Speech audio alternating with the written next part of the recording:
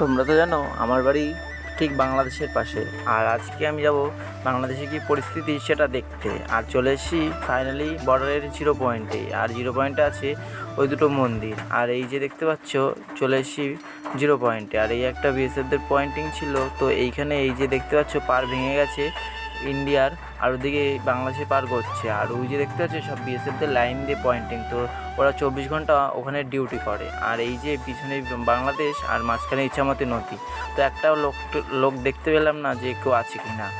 তো আর এই যে এদিকে চলে আসার পরে দেখি সবাই আমড়া মাখা করছে। আর আমড়া মাখা এই টাইমে খেতে দুর্দান্ত লাগে। আর এই যে দেখতেই পাচ্ছ ফাইনালি আমড়া মাখাটা হয়ে গেছে। আর ওরা এখন লঙ্কা লবণ দিয়ে ভালো করে গাসুন্দি মেখে চটকাচ্ছে। আর এটা দেখেই তো আমার জিভে জল চলে এসছে। আর এটা খেতেও মনে হয় দুর্দান্ত হবে। আর এটা খাওয়ার পরেও সেই লাগছিল। আর যারা যারা শেষ পর্যন্ত ভিডিও দেখলে অবশ্যই চ্যানেলটাকে সাবস্ক্রাইব করবে। চলো।